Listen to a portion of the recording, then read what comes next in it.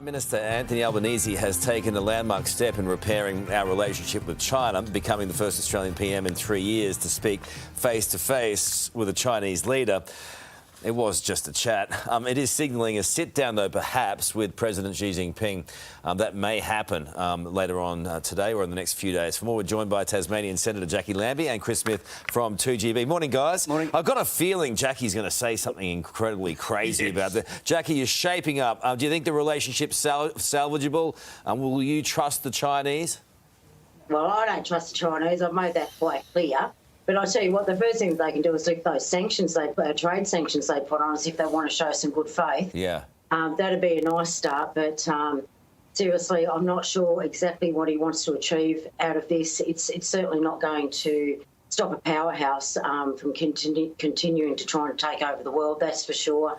So I'm really not sure, what's going to come out of this. But if they can lift those trade sanctions, that'd be a good start. So let's see how willing China is, or how much more they would like us to bend over for them. That's what it's going to come down to, and whether or not he's going to do any deals, and whether that's going to help Australia at all, or just think him running around thinking he's making him look good, mate.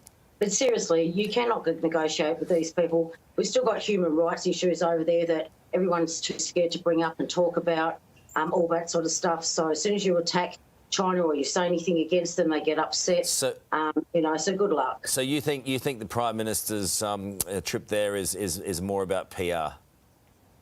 Well, I can tell you, I just want to know what he's getting out of it. But once again, if China wants to work in good faith with us, how about you drop those trade sanctions and start leading by example instead of us having to go and beg. I do not want to, Australia should not have to beg to China, and I don't want to see that going on. It's got that feeling about it, Chris, doesn't it?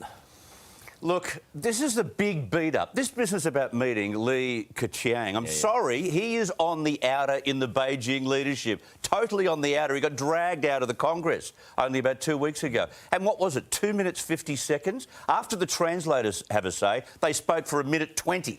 Like, seriously, that is a big beat-up. Second place gets you nowhere. He's got to meet Xi Jinping, or this whole trip is not a success. And the reason that he won't be met at this stage is because he opened his big mouth before he went and said, China's got to do this, China's got to do that. Just go along and take the meeting and then tell them what for. Jackie?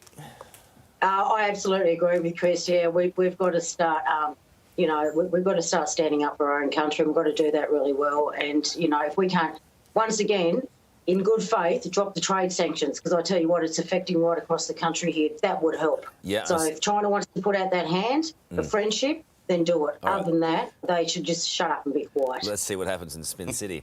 Well, tension is brewing this morning between GPs and pharmacies over a decision that would allow pharmacists to give prescriptions. The move over a shortage in doctors, but GPs calling the plan madness and a recipe for disaster. Jackie, your thoughts on that one? You happy with that being divided now? Look, we need to do something, there's no doubt. But there's also, give the power back to the GPs, those people that have chronic illnesses, just to make a phone call and say, I need a repeat of my script. Make that a lot more open. That would help a great deal. These people are on the same medications all the time. They've just got to run back there every 3 months to get scripts. They've got to make an appointment, get in to see the doctor. Yeah. There's actually no need to that. Lighten up there for the GP so that can be done. That makes a significant difference, mate.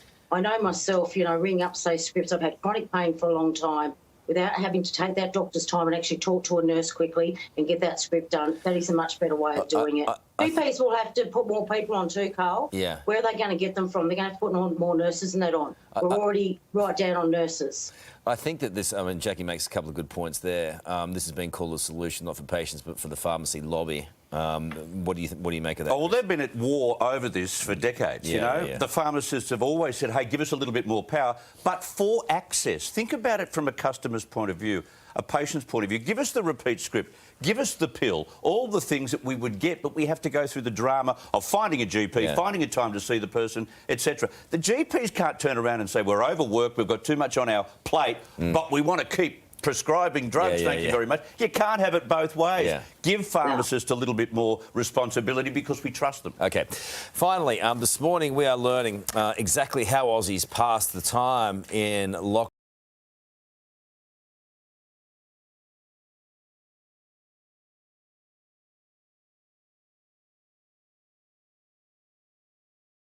lockdowns and work from home orders. Is that indicative of how you pass the time, Jackie? Well, Carl, I certainly got no loving over my 2 years, mate, I can tell you. I will blame the former Tasmanian Premier for this, because every time I went to Canberra, he locked me in my house for 2 weeks. So it's his fault that I haven't produced any more babies for the country, mate. I have to be honest with But you. it sounds like you were okay with it. You know, I would have thought, but, you know, we would have had more babies. But what's the divorce rate gone through the roof, has it? So, you know, it's a no weird. And I guess the other thing is, that's lovely, but most people, I mean, seriously, most people out there, they're debating those 30-year-olds that have had one child already or not, whether they can afford another one. That's where we're at right now. So there is a lot of them that have decided they're only going to have one child. Yeah, I think there's a bit of that going around. What about you, Smithy? Only in Australia could we get out and get very sexy when we're locked down and in isolation and get divorced at the same time. Bring it on. That pretty much sums up COVID. Yes. Great to see you guys. Have a good week.